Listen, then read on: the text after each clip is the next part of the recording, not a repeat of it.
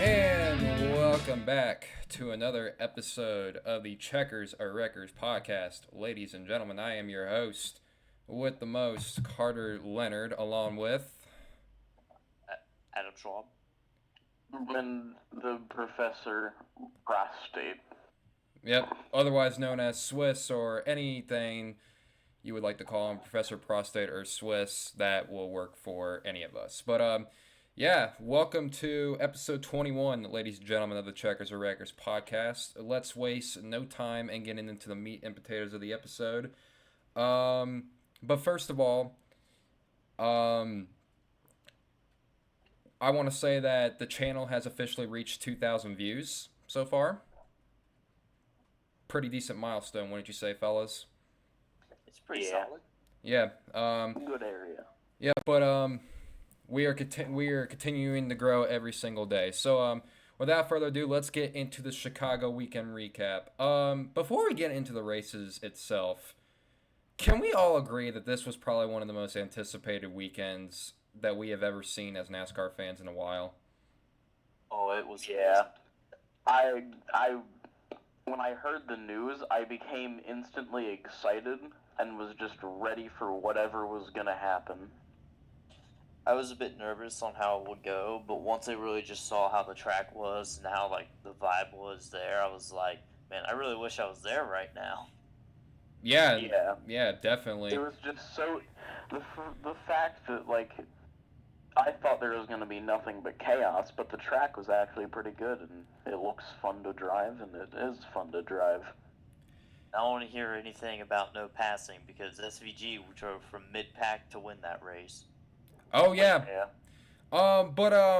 Now you brought up, Professor, you brought up, chaos. Now, there was chaos this weekend. However, it wasn't the chaos that we expected, and that was mainly in the Xfinity Series race, which was the first really true test of how the street course was going to race. I would say the Xfinity Series race, which became the first ever shortened race to be declared official since 1953 at Tulsa. Before that got, completely... how do I put it? Obliterated. Yeah, just obliterated. The race in itself was pretty solid. Congratulations to Cole Custer, I guess. He picks up his second one of the year now. Both of them coming on road courses. There isn't really a whole lot much to say about the Xfinity Series race, considering that we didn't even get to halfway. So, I mean... congrats to him, I guess. Yeah, the only memorable thing that happened was Justin Marks blowing his motor early on. Yeah, I was pretty sad when that happened. Yeah, I had him as one of my picks to, do really good, and suddenly motor's blown. I'm like, oh, man. Yeah, that's going to hurt me a lot in my picks. Yeah, definitely, 100%. I didn't have him in my picks, per se, but... I don't even know who I picked to win the Xfinity race. I know Wait. Justin Marks and Klingerman. I think my picks were Parker Retzlaff, Parker Klingerman, and Justin Marks. Wait, hold on. Now that I think about it, last week's episode, I think I did pick Cole Custer to win the Xfinity race. As a matter, I would have to go back and check, but I think I did pick Cole Custer as my main pick to win. So... I guess I got it right. In a very weird way. Hey, man, whether it's a weird way or, the old-fashioned way, which is completing the whole length of the race, I got it right. So, yeah. But let's move on to the Cup race. I'm not going to lie. I was very skeptical about this race, mainly because of, not necessarily because of the racing product in of itself, but mainly because of the weather. And I was very skeptical as if we were going to get racing going on Sunday. The weather was weird because Chicago was in a drought Oh for yeah, a while. big time. And then it just suddenly has like a month's worth of rain within 2.5 days. It just Of formed, course. really just sat on top and kept circling back around. Of course, as soon Christ. of course the weekend.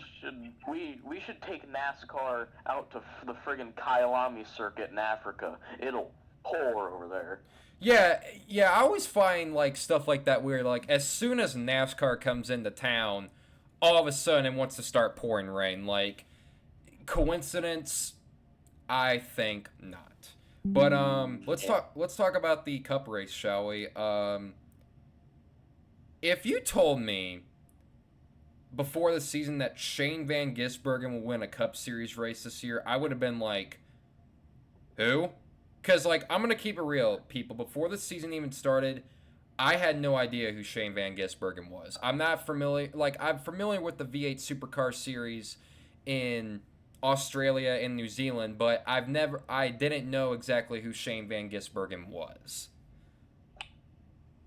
I didn't really know either, but once I started learning who he was, I was like, yeah, he's probably got a good shot. I had heard his name before, and I had seen clips from him from like 10 years ago.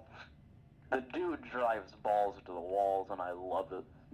Yeah, he definitely... And fun little fact about the V8 Supercar and history with NASCAR, Marcos Ambrose was also a former driver of the V8 Supercar Series, and he won multiple races in NASCAR. Yeah, and I believe him and Shane Van Gisbergen have competed against each other multiple times. But, you know, so what I didn't realize before I started doing my research on Shane Van Gisbergen was that the V8 Supercar Series does indeed do a lot of street courses. So, had I done my research prior to... Had I done my research prior to this race weekend, I should have probably guessed that there's a good chance that he may even sneak into the top 5 or top 10. I didn't know that he was going to win. But Shane Van Gisbergen becomes the first ever international driver since Marcos Ambrose. Oh, actually, no. Daniel Suarez to win a... last year. Yeah, it's Sonoma. And actually, there's a few interesting stats I'm going to read off about his win. Team Trackhouse Racing...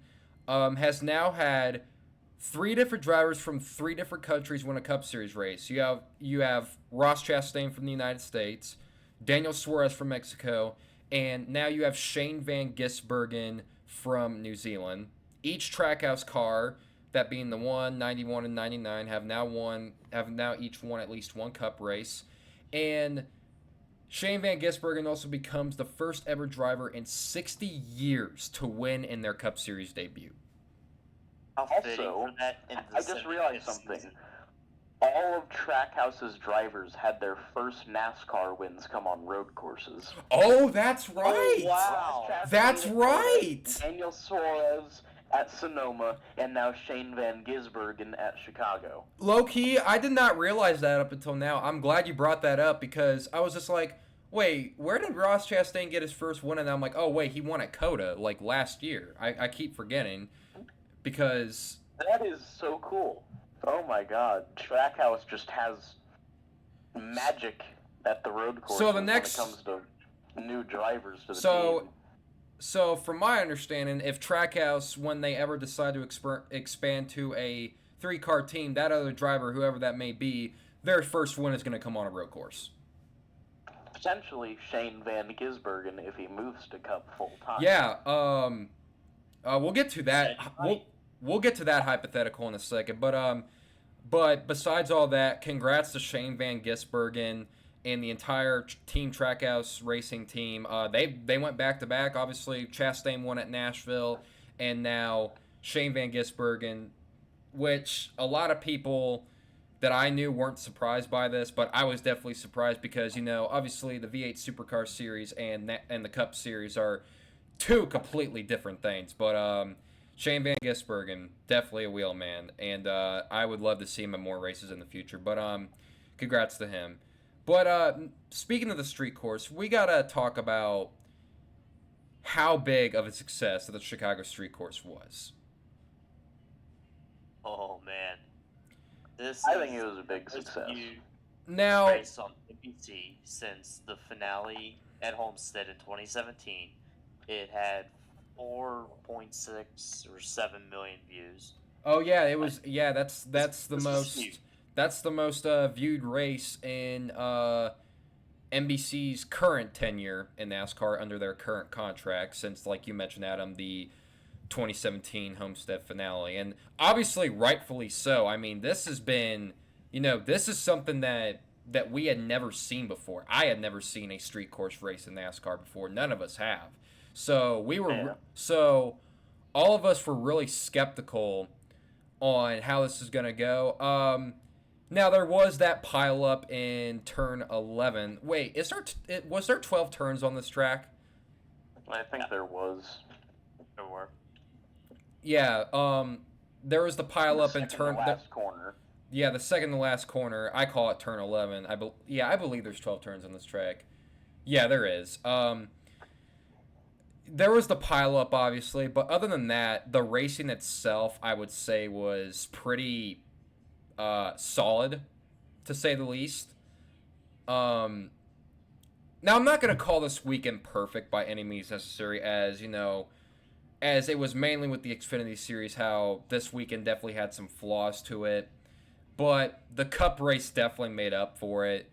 After this race, I think a lot of fans had fun because NBC did like a video that they posted not during the weekend, but like of this week, saying how many like they interviewed people and how many like if this was their first NASCAR race or not, and a lot of them said yes. And that's really good to see. And it looks like Yeah. they were having a good time, too. Yeah, I find that cool. I guarantee to you guys that this will not be the last time that we'll see a street course in NASCAR. Now, whether we will return to Chicago next year is left to be seen. Keep in mind, the mayor is, I wouldn't say he hates it, but I think he's more on the skeptical side now. But whatever happens to this, event, this is a weekend that we will obviously never forget as race fans. Especially just the whole weekend and the winner of the Cup race. It's just historical. This is one of the greatest moments of this sport. If a race had the term "you can't make this shit up," it was definitely the Chicago Street Course. Yeah. And typically, I get bored and go back and watch older races and stuff, and typically they're like certain ones that I like watching a lot, and of course, since being an LA fan, there's a lot of Elliott wins there. But then there's races like the 2022 Coke 600 that was just absolutely amazing to watch, and I'll go back and watch that. It's just complete bonkers. This race, yeah, this got added to the list of ones that I'll watch again because Oh, okay. it's so good. I'm gonna make a controversial statement, and this is what I think. I'm gonna officially say this: the Chicago Street Course race, the 2023 Grant Park 220, has now officially entered my top 10 list, and it's not because of the racing either. It's because of the moral aspect for it. It's something we had never seen before. We saw an incredible winner. We saw good racing, although I did mention it wasn't about the racing, But NASCAR, I wouldn't say it was the most perfect event considering the circumstances behind it, but NASCAR made it work in the end, and that's all that matters. So, let's give our official ratings of this weekend. Out of 10, guys, what would you say you would give the Chicago Street Course race, the Cup race exactly, out of 10? 8.5 out of 10. There was a little boring sometimes, but the race overall was just amazing. I would do probably an 8 out of 10. If it wasn't for really just all the rain and it delayed the start of the race, and the race had to be cut short because of that due to darkness, this race would be very hard to beat. Yeah, and there was about the cutting. Oh, also, let's talk about some of the incidents, too. I mean, Turn 6 had the most incidents during that day. Kyle Busch was underneath a tire barrier at one point. That man came back to rally. That man rallied back, came back and finished 5th under good strategy. Gregson was into the tire barrier like he hit that three same or 4 times. 3 times. And then he spun coming out of the last corner on the cooldown lap. I don't know. Yeah, someone did see that on Twitter because it was on, I believe, Andy Lally onboard camera. And I'm just like, did he have like was it like a toe link issue? Because like you can't just spin out under the cooldown lap that easily. I'm sorry, you just can't. Well, I mean, it's Noah Gragson, so I wouldn't put it past him. I don't hate Noah Gragson, but my God, he has had a terrible year. I don't like the dude. I think some people might be, Legacy Motor Club. I mean, look at Eric Jones. I think it's a mix of things, but Eric Jones has rallied like a top. He got like what 9th or 10th at Nashville. He got 8th. He got 8th, I believe. Which actually kind of shocked me because he's had some solid like top 10, top 15 finishes. I remember, and it's just sort of Gregson's just kind of hurting the team more. I remember seeing the 43 inside the top 10 at Nashville, and I'm just like, is that correct? I mean, no disrespect to Eric Jones. I think he's a very solid driver. It's just, Legacy Motor Club, they have just not had a good year. They are ready for 2024 to come. Yeah.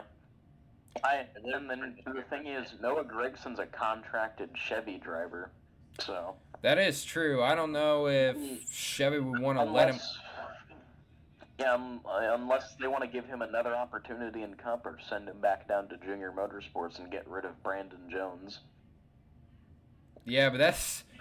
I don't know if he would do the Cole Custer route, per se, because God only knows if Cole Custer is ever going to get back into the Cup Series, but all I know is that, Legacy has just not had a good year. But now moving on to the next topic, and this is going back to Shane Van Gisbergen. He did say in the post-race interview with NBC after he won, he said that I have one more year of Australian supercars, and I would love to come over here. So, what are the chances that Shane Van Gisbergen would ever go full-time in the Cup Series?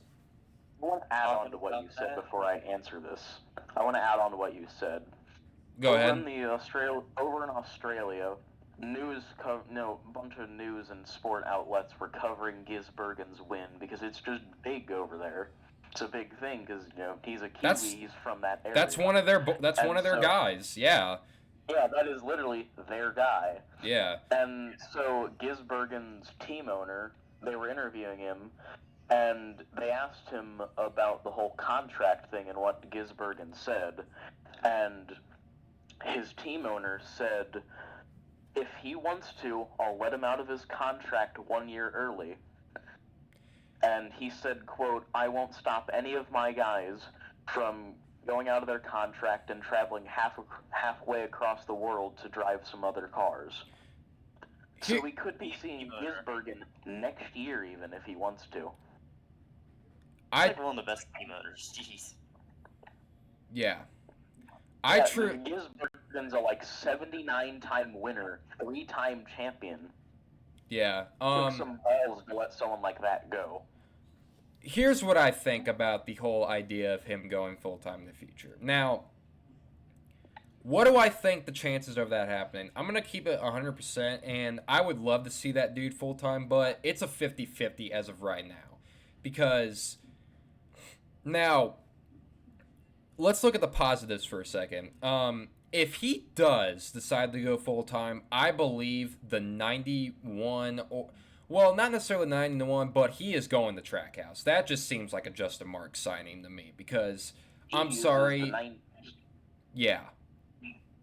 He uses the 97 over in his series, so Trackhouse would just have to buy out a charter from Rick Ware or Spire God, Live Fast if they wanted to, and they would just renumber it to the 97 and bam, Gisbergen car. Yeah, leave the 91 to Project 91. Keep that going. I think Trackhouse permanently stays a 3-car full-time team. Oh, they're going to expand eventually. Don't get me wrong. Yeah, obviously not right now because of the prices of charters, so to speak. But I definitely think that when the right time comes, you could bet your ass that Justin Marks is going to look at another charter for either a guy like Shane Van Gisbergen or a young prospect who is ready to get up to the Cup Series.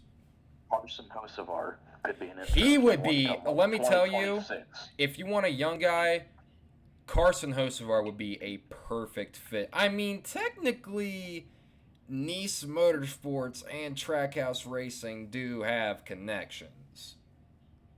Lost Chastain. I mean, yeah. Don't be. WWEX sponsorship. Yeah.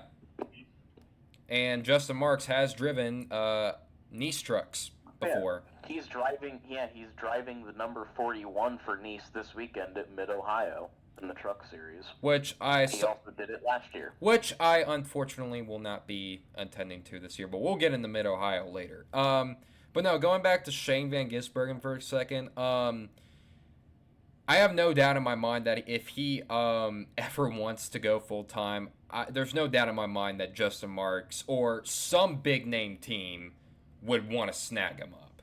Because, like, if the Chicago Street Course didn't prove that this guy can do wonders in a stock car, I don't know what does then. He definitely has a chance to, like, do really good in NASCAR. And he just needs to learn the ovals, which I think he could do really fast, like ridiculously fast. I think give him about a year or half a year, and he'll just blow right into the ovals. Yeah, I figured that they would want to like make him do like part-time first maybe, and then we'll see what a full-time schedule does, because like obviously, he doesn't have a lot of experience on ovals. Road courses, obviously, yeah, but NASCAR is an oval-driven sport, as we all know, so. Yeah, I think there's potential for him to get some part-time runs in Xfinity, do a few races on ovals. I think, personally, he's going to run out his contract in supercars through next year, but he's going to come over to America and do some Xfinity races with Hendrick or you said Spire. You said like he was a 79-time winner in the V8 Supercar Series. Like he's doing this shit, and all of a sudden he wins in a stock car, and he's like, okay, hold on, I may have wonders in this. Hold on, let me see what I can do real quick. So Shane Van Gisbergen, I highly doubt you're watching this, but if you ever want to go full time in NASCAR, you have a lot of supporters, including all of us here at COW Productions, that are gonna root for you, man. Trackhouse Racing. Not Brett Griffin. Let's get into Brett. I'm glad you brought his ass up real quick, bro. Certified Brett Griffin moment. Okay, I'm genuinely gonna ask this question. Why is he such a hater? Like, I feel like everything that this man, like everything that stumbles across this man, he just wants to hate for no reason. Like, Brett Griffin is like one of the most certified haters that I have ever seen in this sport. I mean, that's how he was. I mean, literally, he tweeted out when Gisbergen was rearing up behind Haley. He tweeted, "I'm on Team 31. I hope Haley dumps his ass when he gets by him." I'm just like, what did then, like 5 minutes after the race, he tweets out in all lowercase, congrats to Gisbergen. It was like, I don't know if he came on Sirius XM radio or he came on to the Dale Jr. download, but he was like, I really enjoyed this weekend. Bitch, stop lying. Quit lying. Like, Jesus Christ, man. We saw your tweets, dude. You are not slick, bro. Brett Griffin, he tries so hard. This man didn't even try to, his tweets say it all. Like, I don't even know what to say at this point about him, bro. Wait, isn't Brett Griffin the spotter for Justin Haley? I think. Like, correct me if I'm wrong. No, I think the guy at Colleague. Wait, no, he's a guy at Colleague, because I remember reading something that he tweeted out rude comments about Chandler Smith during the Daytona 500. Well, I think Chandler Smith is doing pretty solid in his first year in Xfinity, and he's on colleague racing. So, bitch, be glad you have him. He could still be at Toyota right now. Yeah, and he's doing pretty fine in his Cup starts. Yeah, he scored like 17th in his Cup debut at Richmond. But no, let's go back to Brett Griffin for a second, bro. This man is a certified bitch, bro. Like, and listen, I don't like to cuss sometimes on here, but like that's what Brett Griffin is, bro. Like, this man is a certified hater, bro. Imagine what Dale Jr. thinks about this, because he one of what's that show called that Brett Griffin's on? Oh, what's that show that he's on that's with Dirty Mo Media? I legit forget the name. Whatever that crew chief. I don't remember. Oh, what's that show? Like, Dale Jr. runs that show for him. You know what I mean? Like, yeah. Like, this dude, like, I'm sorry, even though that show has, like, a lot of bad takes to it, but, like, oh my God, Brett Griffin, dude, he is a certified hater, bro. That's all I gotta say about him. Junior is one of the biggest guys pushing for progression in NASCAR, bringing back old tracks, reviving tracks, trying new things. Been gone for too long and getting in, trying new things. So if Brett Griffin keeps being just a little crybaby, Junior could very well get Dirty Mo Media to just drop him. Yeah, get some. I'm tired of hearing his ass complain all the time, because, see, if you're gonna complain, which, I mean, let's be real, everybody has a right to complain about something that they don't like it, but, like, if you don't bring something to the table that's automatically gonna fix something, not automatically gonna fix, but, like, is a solution to a big problem, then you shouldn't talk at all. And that's what Brett Griffin does on a daily basis, bro. The amount that he would complain about the Chicago street course and stuff was just insane. He was like, "This is on a fail," blah. He's just like, and then he decided.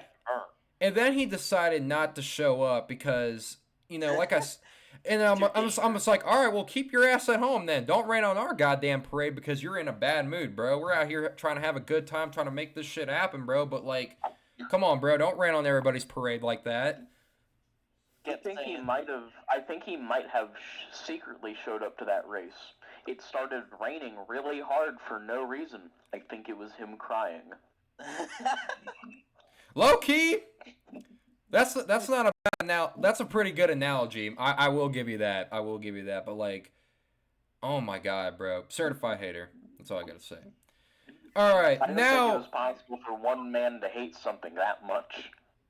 Yeah, like this. Like, listen, I didn't like the whole idea at first when it came to the street course, but I'm just like, well, hold on, let me give this a chance, because I'm the type of guy that likes to give certain things in life chances, you know what I mean? Because, that's how what you gotta do. That's how certain things work. Brett Griffin, on the other hand, I can't really say the same. So, moving on from him, he's stuck in his ways. He's a nobody. He's a nobody. All right. Now, I just want to say this real quick. Go ahead. Chicago street race, the same feel to it as the first Charlotte Roval race. Oh my God, yes.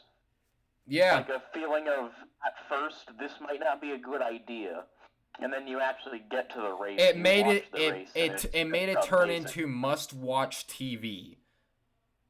Yeah. That's what it made it into. They go back prime to time eye-opening TV. Yeah.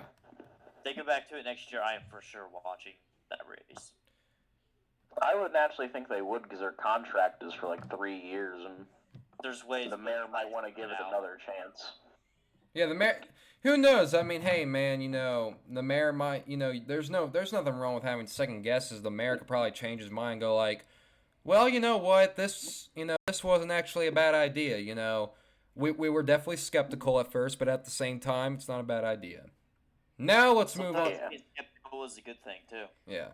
Now moving on to the next topic of the show, and this is something that we have not done before, but we are going to talk about right now, and that is currently looking at the playoffs as they currently stand. Obviously, you have the main guys who have won. Let's run down the winners real quick. You have William Byron, Kyle Busch, Kyle Larson, Martin Truex Jr., who is currently the points leader, Ryan Blaney, Ross Chastain, Denny Hamlin, Joey Logano. Am I forgetting anybody else? Oh, Ricky Stenhouse Jr. Um, Yeah. damn, I feel like I'm missing somebody. I already got like all the main guys out of the way, but um, Christopher Bell. oh yeah, Christopher Bell. My bad, I completely forgot that he won the Bristol Dirt Race. Lane. Oh, Tyler Reddick. Forgot about Tyler Reddick. Forgot about Reddick. Truex. I don't know if you mentioned Truex. I did Truex. So, All right. yeah. So, those are all the drivers who I just mentioned who have won races so far. The best of the rest, that being the drivers who have not won a race yet but are in the playoffs as of right now, are Kevin Harvick, Brad Keselowski, Chris Buescher, Bubba Wallace, and rookie Ty Gibbs. And Ty Gibbs is currently on the bubble as of right now. Currently below Ty Gibbs as of right now, and this is from 17th to 24th. Daniel Suarez, Michael McDowell, AJ Allmendinger, Alex Bowman, who obviously missed 3 races due to his back injury, Justin Haley, who came close to winning at the Chicago Street Course, Austin Cindric, Corey LaJoie, and the most popular driver, Chase Elliott, at 24th in points. So, currently looking at the playoffs right now, gentlemen, what would you say is the most eye-opening thing that we have to look out for? Well, my biggest concern about the playoffs is Chase Elliott pulling magic out of himself and barreling it into the playoffs.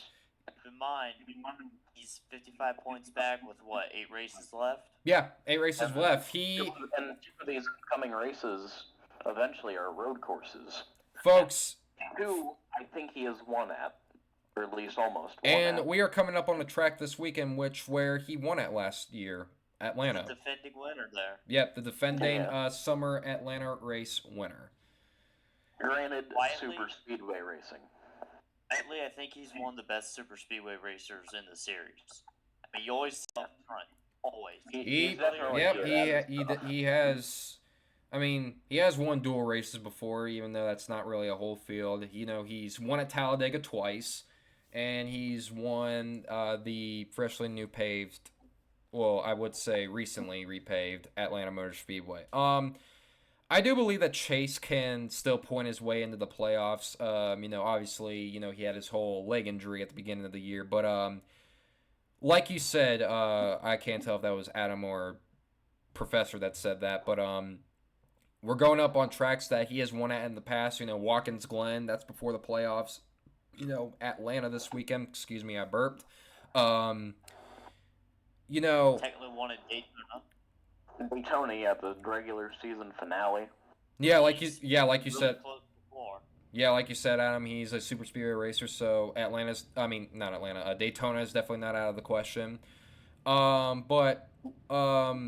Yeah, Chase Elliott is so far been I think is definitely the driver that could point his way in the most. But let's look at some other drivers real quick. Currently, only 6 points above the bubble is Ty Gibbs. I would definitely say that making the playoffs his first season would definitely be a very successful season. Now, I don't know if he's going to win a race, but you never know, man. Ty Gibbs has had a pretty good season for his first rookie season. Personally, if Ty Gibbs makes, now let's say Ty Gibbs makes the playoffs but gets eliminated after the round of 16, that's still amazing. That's still the best performance he could give in a rookie season. Yeah, that's like a rookie quarterback making the playoffs their first year and getting eliminated. I mean, it's not the worst thing imaginable, but for your first season, that's not bad. Yeah. Gibbs is definitely running better than some other guys. Denny Hamlin, notably. So far, how young is Ty Gibbs? About that. 20. Ty Gibbs, as of right now, is currently 20. If he were to win a race, he would legally not be old enough. He would legally not be able to drink the champagne spread in victory lane. You want to know the great thing about this? is if he wants to race until he's 50, we have 30 more years of Ty Gibbs. And I probably, guarantee like, in the those fourth 50 most years, talented driver here. I in this guarantee season. in those 50 years, you will see that man at least hoist one championship. I am truly, Yeah. I am truly a Ty Gibbs believer. This guy is going to be something special. If he could knock everyone's socks off in his friggin' what was last year? Was he a rookie last year in Xfinity? It was his first full time in Xfinity, but he technically won the Xfinity Series Rookie of the Year in 2021 when he was running the part-time schedule, and he won 4 races that year. Yeah, which is amazing to win 4 races on a time schedule in your first few starts. Wait till he gets going, bro. I swear, he is going to be a threat. He's gonna be nuts in Cup in 2-3 years time. I think in 2 to 3 years time he'll be contending for championships if Joe Gibbs keeps it up. I think you mentioned this to me. I don't know if you mentioned this to me or someone else did, but if Ty Gibbs isn't winning the race this year, I think he's definitely 100% winning one next year. Yeah. I truly I believe had that. him winning like Kansas and Michigan this year, Kansas or Michigan. But either way, if he misses the playoffs by like 1 or 2 spots, that's still amazing. Because this is just, as they've put it before in team conversations and on broadcast, this is a learning year for Ty. He is getting his feet in the water more than he did last year. Yeah. And he's learning terrifyingly fast. There's been times where Ty Gibbs has crept up inside the top 5. I remember he did it at Kansas. He did it at Dover. He did it at Kansas. He did it during the Coke 600. Like, if that's not a sign for things to come, I don't know what is. Season's been going on. He's just been getting. And this entire year, he's kept his head cool. I mean, after getting taken out by Sheldon Creed at Nashville. Granted, it was an Xfinity race, but he pulled the car into the garage, got out, and was smiling, talking to his grandpa. Yeah, he was just like, oh That's well. amazing. Oh, he was just like. He didn't really care. Like, and people got pissed at him for that too. I remember someone say, "Oh, he doesn't care that that the equipment's being torn up." I would be totally upset. It's just like, bro, he's not running in the series for points. What has he got to prove in Xfinity? He literally won the goddamn championship last year. Also, the only thing that was broken on that car was the body and an axle. Yeah. Very easily replaceable parts for a multi-billion-dollar team in Joe Gibbs. Yeah, but all seriousness though, for Ty Gibbs, besides like someone's like, I don't know if either Adam or you said it, but every race he has statistically gotten better, and that's what he needs to be doing. He's learning, and he's hell, he's going to tracks that he has never been before. Like he had never been to Sonoma before. Like up until the Cup race at Sonoma, he had never been to Sonoma, California. But yeah, good job for Ty Gibbs. Definitely. Cup drivers were not allowed to run the Chicago Street Course race, and Ty Gibbs pulled off P8. Yeah. Also, P8 really competitive race. Yeah. Moving on to not one but 2 drivers. Can we give a big old shout out to RFK Racing this year and how well they've done? Like, I mean, last year... After Chicago, Chris Buescher has become statistically the best road course racer in the series right now. Oh, yeah, he's underrated at road courses. I remember him last year, he finished second in Sonoma. I think eventually Brad is going to pull RFK to at least back a 3-car team, and we're going to see Chris Buescher at least contending for something. Be shocked if nobody on that team wins this season. Christ, I have Brad as one of my picks for Atlanta this weekend. I think he can do it. I was kind of pulling for Brad at Atlanta in the spring. I thought he nearly had it. I mean, he was one of 2 cars besides Joey Logano who really dominated that race and looked like a threat most of the day. But no, going to the RFK cars. I mean, last year, their season could have gone better. I mean, Brad Keselowski had that 100-point penalty before the playoffs. It basically tanked his possibility of getting into the playoffs because he basically had the win. But then Chris Buescher ended up winning at Bristol, which I was there for that. But this season they have been so far pretty consistent. I mean, the first 5 races, Brad Keselowski had scored a top 10 in every single race. And RFK Racing has just been, quite frankly, solid this year. They don't have a win yet, but I would not be surprised if they snuck out a victory before the playoffs. Yeah, I think super speedways and perhaps even road courses and a little bit of short tracks are their speciality. Brad is amazing at is amazing at super speedways and is a pretty fine short track racer in his own. Buescher is a short track winner and is godly at road courses. Yeah. So our last driver Go they're ahead. both good on their own on the normal tracks. So all they need to master is that, and they'll be set. So the last driver that we are going to talk about on this list, he is currently 26 points below the cut line, currently sitting 20th, and that is Alex Bowman. Now, I don't know. See, the start of this season was the most consistent I had ever seen Alex Bowman become. Because it looked like that he had top 5 speed every single week, and then you have that injury, and it just sidelines him for 3 weeks. I do believe that he could probably win. I don't know about pointing his way in because ever since he came back from that injury, he just, quite frankly, he's not been the same. If I'm being brutally honest, Alex Bowman has not been consistent as he was to start the season. Yeah, he's fallen off a bit, which is sort of concerning. Because the issue he had was sort of spine injury, or more of a vertebrae issue.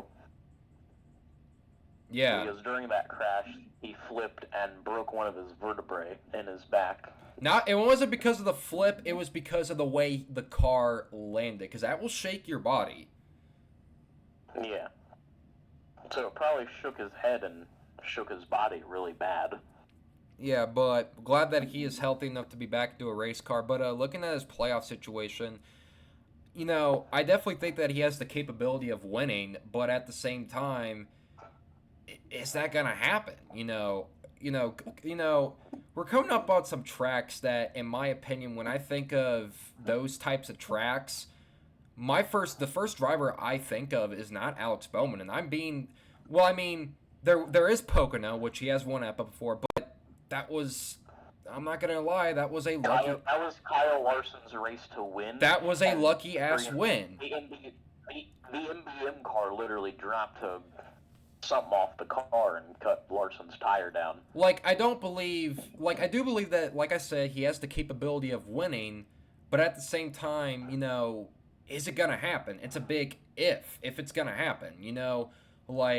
I think Alex Bowman's a really solid race car driver. Now, if he could somehow find his way back to that certain level of consistency, then I don't see why he wouldn't be able to make the playoffs. But however, it's not looking good right now. If there's any time that you have to perform, and that goes for a lot of these drivers underneath the cut line. If you are going to perform now is the time. We have 8 races to go, which obviously that's plenty of time before the playoffs. But if there's any time to perform, it's go time right now. Yeah. I mean, who knows, man? Bowman can win this weekend. Anybody can. But, quick question for you guys. And I was debating with this on someone on Twitter. I have come to the conclusion that it's impossible to flip at New Atlanta. Yeah, I think the only way I think it's possible, but only by fender jumping a car. What did you say, Adam? I don't think it's going to happen. And I'll tell you why. Now, a lot of people are like, oh, it's possibly a blowover. Here's the reason why. It's too short of a track. And looking at some of the crashes on super speedways with the next gen is harder to flip. Yeah, it's a brick. Because it's more stiffer. And Oh, by the way, speaking of stiffness, now this will be the first race weekend where the new modifications to the passenger side of the car. Obviously, that's been changed after the Kyle Larson and Ryan Preece wreck at Talladega, where the bars inside Larson's car were completely mangled. The modifications and the new modifications to the front clip of the car to make crushing on the front of the car better. Those will all be applied this weekend in Atlanta, so we might see that on full display. Now, I don't think that there's going to be a flip, obviously. I don't think there's going to be a blowover, but like you said, Swiss, there might be a fender jump, you know what I mean? Yeah, because Ricky Stenhouse's crash, New Atlanta has had its own big one, like once or twice already. And if we look at Ricky Stenhouse Jr.'s crash from the fall Daytona race last year, he fender jumped Amarola really high. Like 3 wheels were off the ground. Also, So if there was a time where a cup car were going to flip at New Atlanta, it technically should have been Kevin Harvick, and I'll tell you why. Because Kevin Harvick got spun around by Chastain at a fast rate of speed, but he didn't go over. yeah. So I think the car, everything did its job. I think the only way that we get a flip at New Atlanta is fender jumping or an impact flip. And technically, the Xfinity Series cars are going faster than the Cup cars. If we're going on the fact of, oh, there's going to be a blowover, then why didn't Parker Kligerman flip at a high rate of speed when he spun at in the spring, coming to the finish? Yeah. Air is weird. It can happen at Daytona and Talladega, but it can't happen at New Atlanta. That's my opinion. But who knows? Kligerman, didn't flip, but Blaine Perkins did at Talladega on the backstretch. Because they're going at a faster rate of speed. Because Talladega is it's a more straight out area. Because Talladega is more wider. It's more bigger. Speed shaved off of his car. I remember seeing that flip in person. I was just like, oh, God, what the fuck, man? I remember looking through the Twisted Toe chat, and someone screamed, someone flipped like 5 times on the backstretch, and I was like, no, I remember going back to my... That bad. I remember, now, I didn't see the flip happen, but I remember I was getting, like, food or something, and I saw on the big screen, like, Blaine Perkins had, like, roof damage. I'm like, oh, that car flipped over, didn't it? Yeah, I know. I put my phone down and was like, I'll wait to see. I did the DJ. And Blaine Perkins' car is just junked, and I see the roof dented down a bit, and I'm like, oh my god, it did happen. All right, so. I still to this day cannot believe Fox missed a flip. Yeah. I will say, if Does we it don't. surprise you? Didn't they miss a flip in the truck series too in Knoxville? Oh yeah, that was Jessica Friesen. She got over the berm on the inside and just kind of rolled over. The only footage of that crash is from the grandstands and one they used in an ad. And the only way you could tell that she flipped was the friggin' hood and the hood and windshield was dented in the middle. Shout out to that cameraman who actually got really good footage of that. We appreciate you, big dog. Yeah. Also, the friggin' truck that went on 2 wheels going down the front stretch, riding the wall at Knoxville. Oh, yeah. Jesus Christ. So, I will say this, for any people who are worried about airborne wrecks this weekend. If we don't get a wreck in the Xfinity Series race from a car being turned around like how Sam Mayer did at Daytona, if they don't flip, then I don't see why they would flip at in the Cup race, but you never know. So let's move on to our next topic, and this is some sponsorship news going on. Gamebridge signs a multi-year deal with Spire Motorsports, and Marco Andretti will be in the 7 truck for the Truck Series race of Mid-Ohio. Now, why do I bring this up exactly? Well, if you've been keeping up with the news recently, ladies and gentlemen, there have been rumors and possibilities of Andretti Autosport possibly getting into NASCAR. And Gamebridge, as we all know, which if you guys have seen before, have been on Nick Sanchez's truck in the Truck Series, are also a major sponsor for Andretti Autosport with Colton Herta and IndyCar. So, I got to ask you all this question. Will Andretti ever go to NASCAR? I think they will within the next 5 years. I think that's a good shot within potentially 3. Yeah, because I mean, if Andretti is, looking to get into Formula One by 2025, they have a powerhouse of an IndyCar team with Colton Herta, Roman Grosjean, and sadly Devlin DeFrancesco, who doesn't do anything. They could potentially have a NASCAR powerhouse Cup team if they buy out a team, or just run an Xfinity team and be amazing there. I have like Colton Herta or Nick Sanchez. Yeah, I have a theory for y'all. I think this is how Andretti gets into NASCAR, and y'all can clip this or whatever of the show, but I think that Andretti has some form of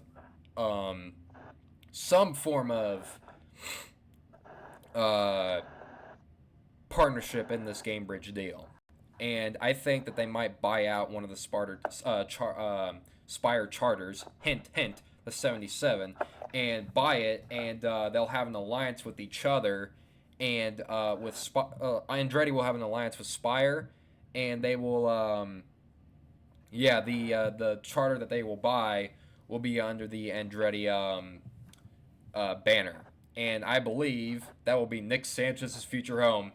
Book it, ladies and gentlemen. Nick Sanchez, future Andretti Autosport driver.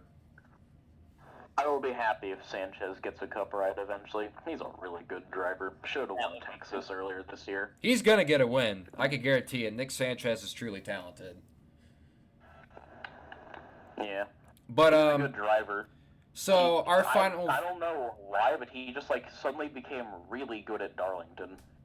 Yeah, so our final verdict for Andretti heading to NASCAR will be a yes. Am I getting this right?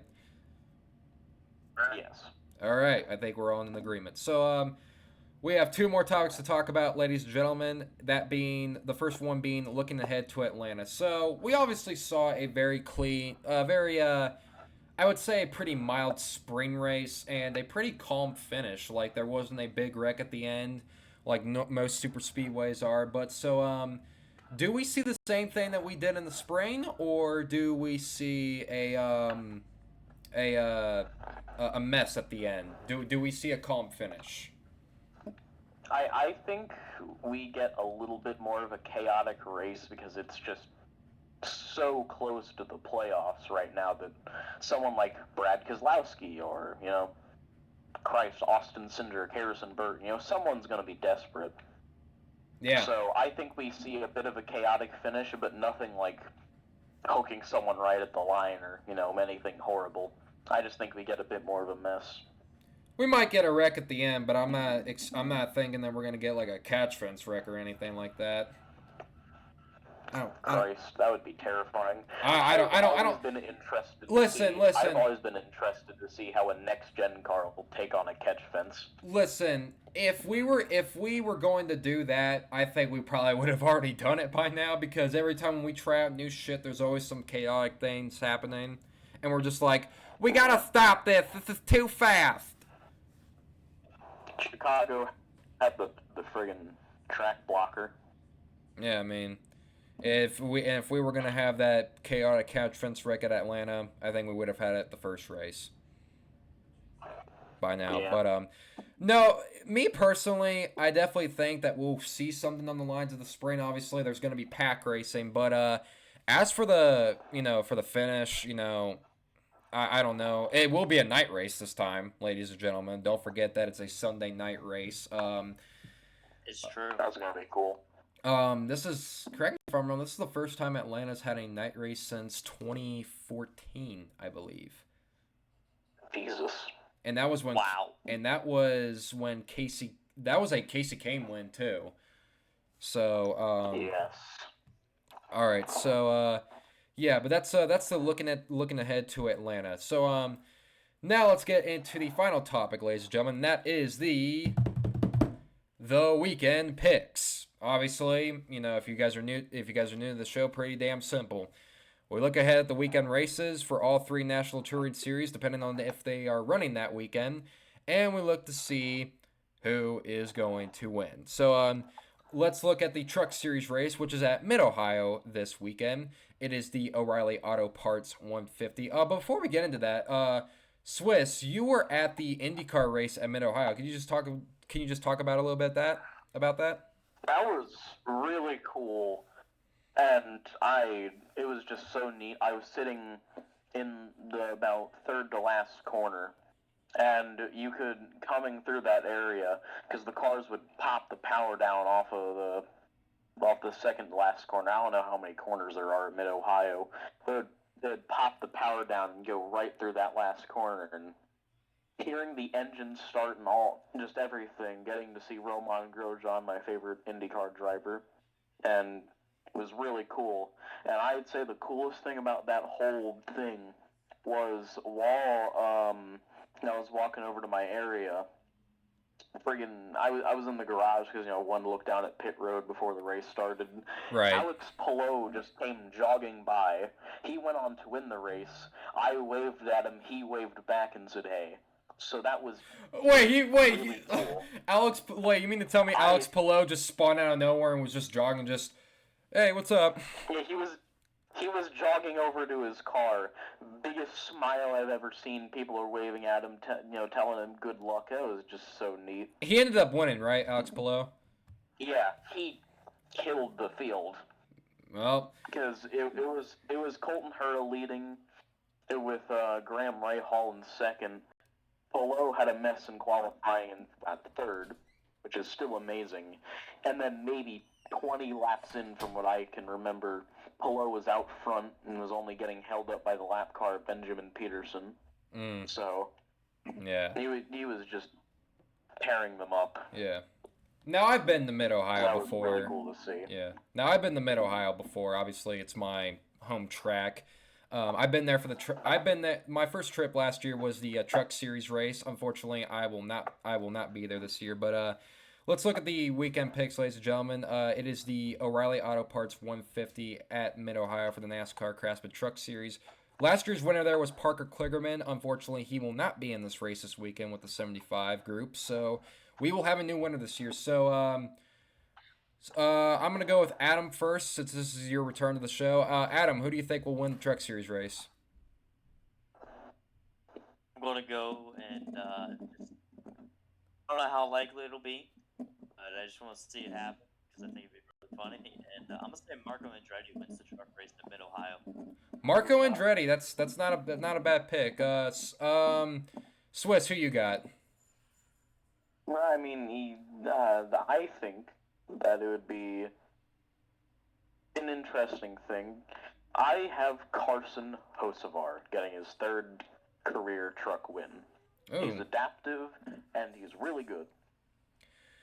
My pick was the driver who actually came close to winning this race. He finished second here last year, and that is none other than Zane Smith. I think he's a really solid real course racer for the Truck Series. So yeah, Zane Smith will pick up his third win of the year.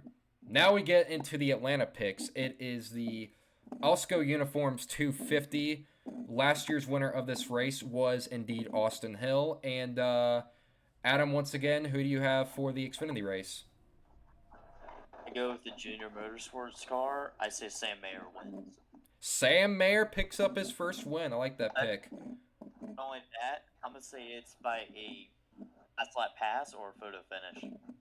Very interesting. Swiss, who do you have for the Xfinity Series race Saturday? I mean, I'm gonna keep on the train of first-time winners, and I'm gonna say Parker Kligerman picks up his first win after a very deserved one. After he got screwed out of a very deserved one back in the spring. Yeah, technically he should have won that race, but Daniel Hemrick happened. For my pick. God, I hate Daniel Hemrick. For my pick, now, I was originally going to go with Kligerman, but, man, you just can't leave me the easiest pick of all time when it comes to super speedways in the Xfinity Series.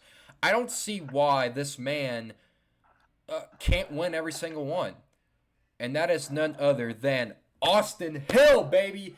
So far, this year, I have gone 2 for 2 on super speedways with Austin Hill. It's now, obviously, he didn't win at Talladega. He almost did. But he is about to go. He's about to almost go undefeated this year. So yeah, give me Austin Hill at Atlanta. But now, ladies and gentlemen, we have arrived to the Quaker State 400. Last year's winner of this race was Chase Elliott. Adam, who's going to win the big show Sunday night? Can't really pick between these two. One is my favorite driver, Elliott, but the other is his best friend, Ryan Blaney.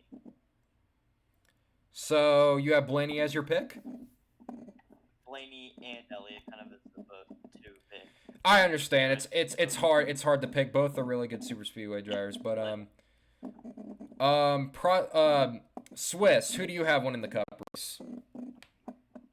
Personally, think that Brad Keselowski will pick up his first win since 2021 at Talladega in the spring. You know what? Not a bad pick. So. RFK Racing, was very strong at Atlanta. Especially Brad Keselowski. I definitely think that he will, I definitely think that he has a good shot. But my pick is a driver who came close to winning, who came close to sweeping Atlanta last year. He finished second both times in both the spring and the summer race. I don't know. He did end up causing a wreck in the spring race, but ever since his win at Nashville, not only him, but the team has a lot of momentum right now. I think you already know who I'm going with. Give me the Watermelon Man himself, Ross Chastain, picking up his second win of the year, and it comes at Atlanta. That is my pick for Atlanta. I am going with Ross Chastain. Now, I picked him earlier in the spring, but I unfortunately got that one wrong. So, well, folks, that will do it for this week's episode of the Checkers and Wreckers podcast. Let us know what you guys think of who is going to win this weekend's race events, and what is that sound, Swiss? Yeah, what's going on there? Might be a fan. I have a fan in my room because it's like, what is it? It's 75 out right now, so. That makes smelting in my room. That makes sense. So I was just curious on what that was, but You're fine. As I was saying, ladies and gentlemen, that will do it for this week's episode of the Checkers or Wreckers podcast. Enjoy the races this weekend, ladies and gentlemen, and we will see you guys next weekend as we preview for New Hampshire. As always, I am Carter Leonard, and my co-hosts.